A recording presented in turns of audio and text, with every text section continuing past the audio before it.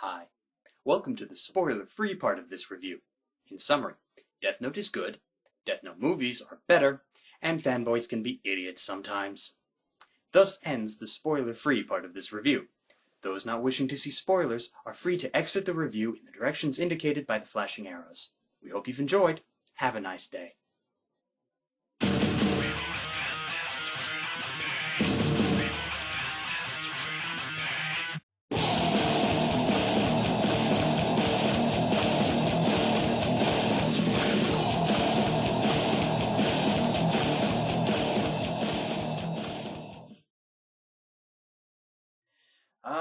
Death Note.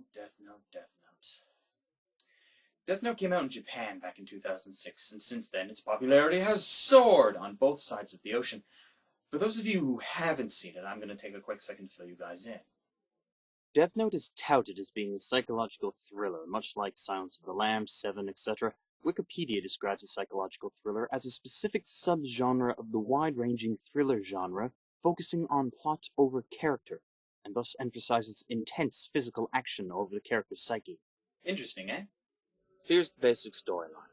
After being bored for who knows how many years, a Shinigami named Ryuk accidentally drops a tool for killing into the world of humans, known only as the Death Note. It is then picked up by an equally bored high school genius by the name of Yagami Light. On the inside cover of the book, it explains that if you were to write someone's name into it while thinking about them, they would die. And as any normal person would, Light excuses this explanation as nonsense that couldn't possibly be true. Until he decides, hell with it, and tries it out, with the result being, it doesn't work. I wish I could say that. It would have surprised me had it not actually worked, but then the plot would have gone nowhere, so yeah, of course it worked. And this is where the psychological thriller part starts kicking in. Having realized what he has and what he can now do, Light quickly changes from the law-abiding son of a police officer citizen to a weird type of serial killer misnamed Kira, whose targets are criminals who have been wrongfully freed from their sentence due to holes in the legal system. Some may argue that this is not criminal at all, and he's just doing what the legal system failed to do, but mainly it's just him rationalizing his actions into something more righteous than they actually are. Thankfully, though, some people in the world do not think the way he does. Enter L, the world's greatest detective. Never appearing in public, always elusive, L provides a formidable foe for Kira's genius with a genius of his own. In the first confrontation, for example, L not only discerns what country Kira is located in, but the very district in which he resides. The whole first story arc is about the two of them battling it out in an epic clash of intelligences. However, all it really boils down to is a simple game of cat and mouse. The only thing about it is that you never know who is the cat and who is the mouse at any given time, and that's what really drives the story home. Everyone comes back next week to see how L traps Kira, and then the week after that to see how Kira gets out of it. Although it's usually something along the lines of find a new clever way to use the Death Note, have L find an invisible loophole, which Kira either missed or ignored, then have another new clever way to use the Death Note in a repeating, almost never-ending cycle until the explosive climax in episode 25, after which the runaway train known as the plot takes a nosedive off the peak of anime greatness and plummets down into the deepest, darkest depths of hell that myself and other fans would soon love to forget about. Like right now. So, back to the good bits. Let's see. The music seems to be a logical direction to go into next.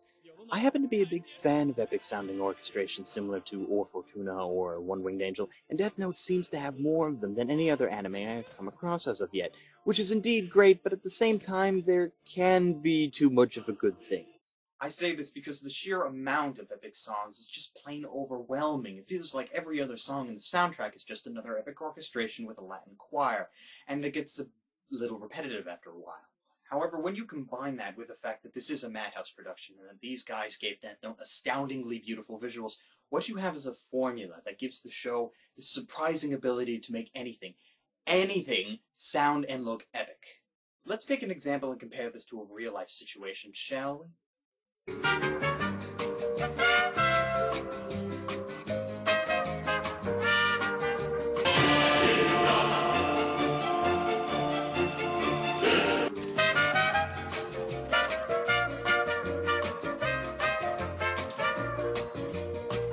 Take a potato chip and eat it.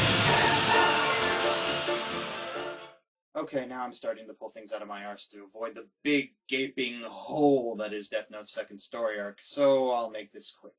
This is where the show died. They took the most well-liked character in the show and quickly fired him out of the series without too much of a second thought. And yes, I know that's how they did it in the manga, and that anime that stray from the manga tend to be shit in comparison, but this could have been an exception. And oh no, now we have Nier and Mello, L's supposed replacements, but they do nothing. They're about as interesting as... Well, okay, I don't have a snappy metaphor for that, but the bottom line is they're shit.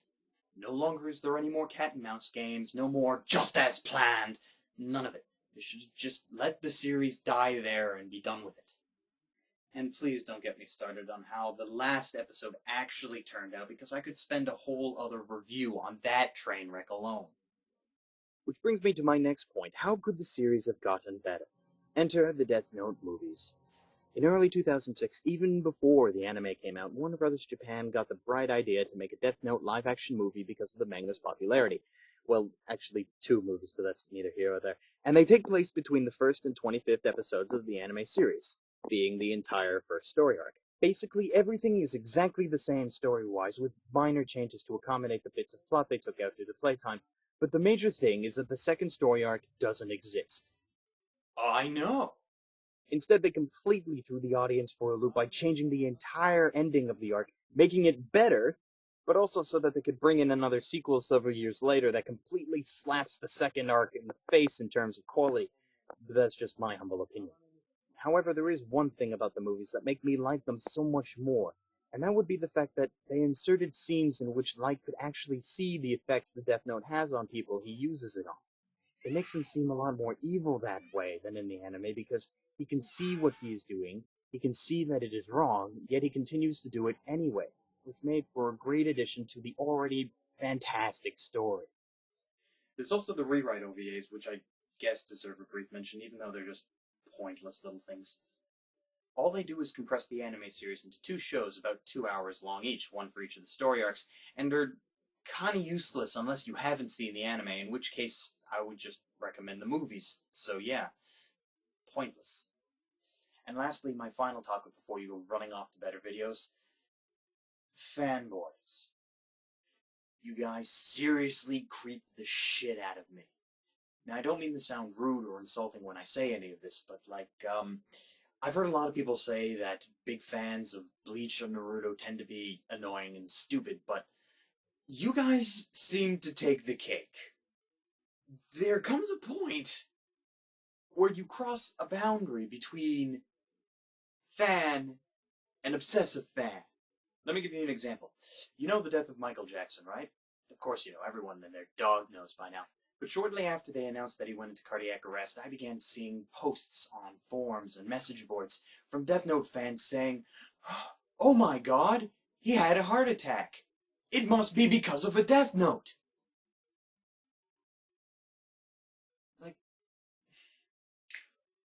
Some people would call this hilarious. I call it sad. Okay? I'm worried for you guys.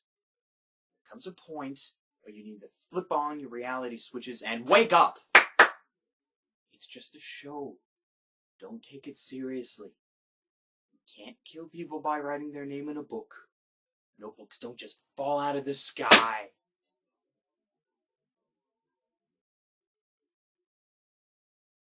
Oh, for fuck's sake.